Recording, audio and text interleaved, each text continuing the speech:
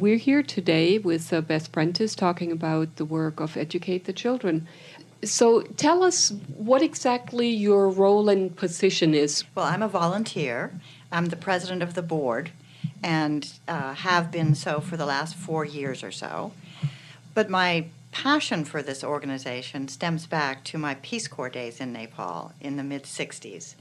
I was with my former husband, and we were placed in a village. It was just at the time when people in more remote areas were considering themselves part of a country. Mm-hmm. Nepal itself was isolated from the rest of the world by its own kings until 1951, when they opened their borders to outsiders. So I was there just 15 years later, right, in 1966, and people just didn't know about the rest of the world. It was just such an interesting cultural immersion. Mm-hmm. They thought of us as acting like brother and sister rather than as a husband and wife would do. In their culture at that time, the wife would follow the husband in walking together, at least 3 paces behind. Just an entirely different, everything different from, moving from the 20th century to probably the 12th. The hardest thing for me was seeing the young women and young girls. As a teacher, I was sent there to teach, and we both were, and we taught from the first grade through their 10th grade, which is the end of their high school.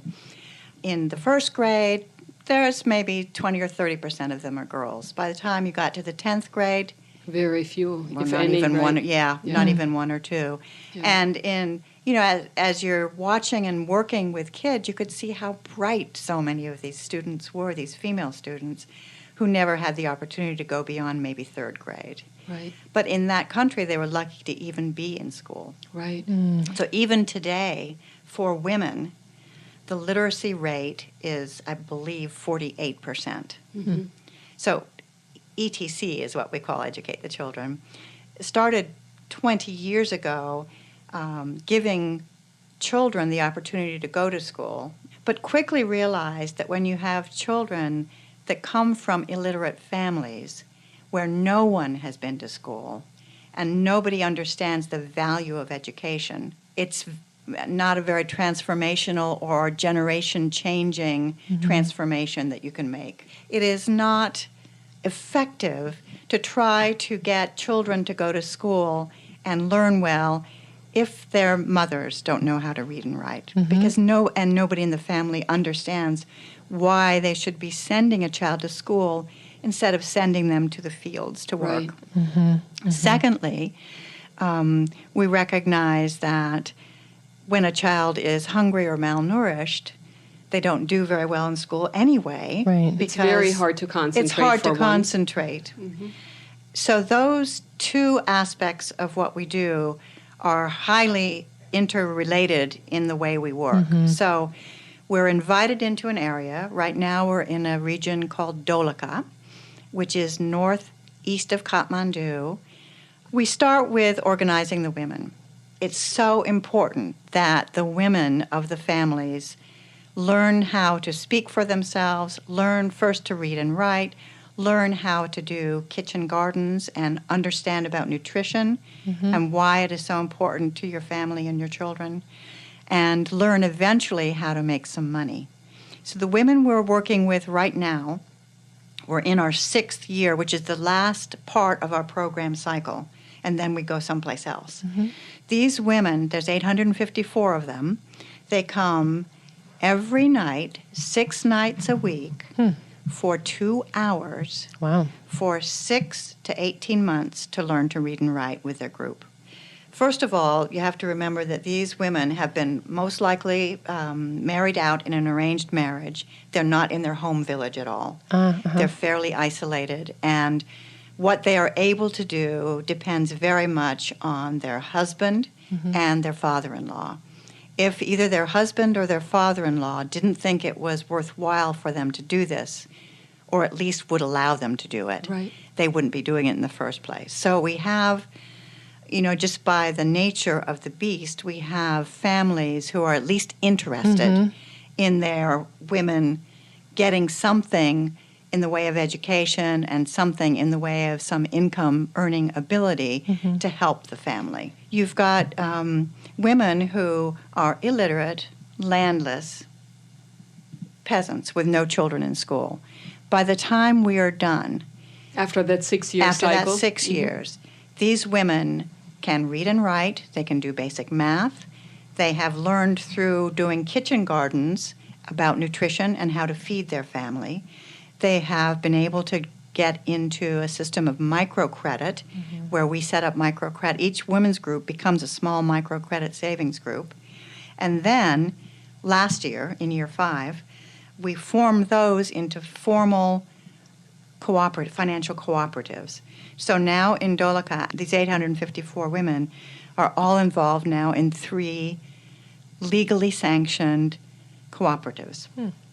And they have at their disposal the equivalent of about $45,000, which they had nothing before. Right. We teach them their legal rights, which are quite new under the interim constitution and which will be formalized in an upcoming constitution. Their property rights, which are new to women. We teach them how important it is to become an actual legal citizen, so you can vote. It's quite stunning going from, let's say you're coming to your first women's group meeting, and you've never been to school a day in your life. You've not really been to a group meeting of any sort, and you're very shy. You're taught in your culture to be shy and have your eyes downcast and not to speak out. By the time we are finished, we have taught them how to advocate for themselves and for their causes, how to advocate for their children, what it means, the power of getting together and going to a government office and requesting a particular change to the trail system, or going to the schools and asking for a better quality water. We've taught them how to advocate, how to make the case, and how to succeed. One of the things I did before accepting the board presidency, I flew myself to Nepal.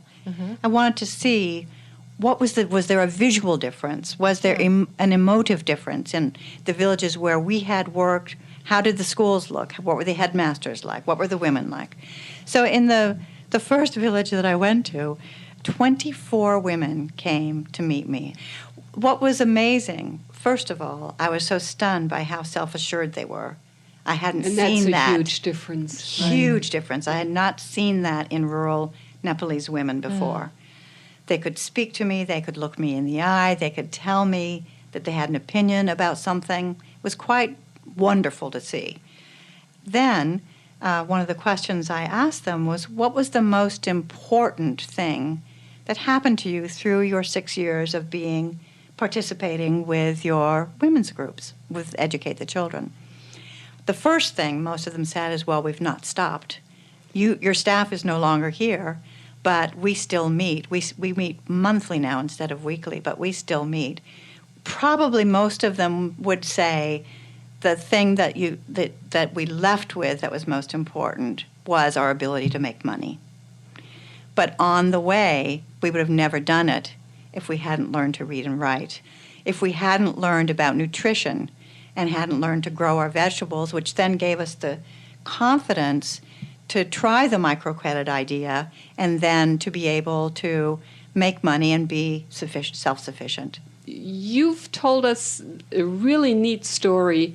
A young man, you had a chance to ask what it was when his mom attended classes. Before I decided to become board president and was out in the rural villages where ETC had worked, as I had left the meeting and was heading down the trail, a young boy was coming up, very obviously heading straight to where I had left. I asked him if his mother was part of the ETC group, and he said yes. And I said, so what was it like when you were a young boy and she was leaving the home every evening to come to the meetings and learn to read and all of that? So his eyes lit up and he said, oh, well, it was, he used the word wonderful in Nepali, because she was learning to read and to write, and my sister was in school at the same time, and then I got to go to school as well. And we would come home and we would learn together. And even today, we are just doing so well in our family. We have chicken farm, we have a goat farm, and we have a vegetable farm, and we had none of that before. So my father is so proud of my mother. And that's when I realized that one woman had said to me, "We are never going back." And I thought, what did she mean? Then it just hit me.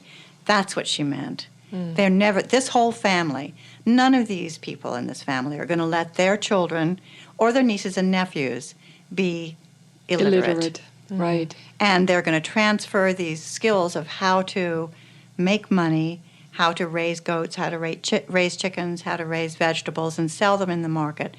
That's all transferable. Thank you so much for coming. Indeed. Thank you very much for having me. This has been a lot of fun.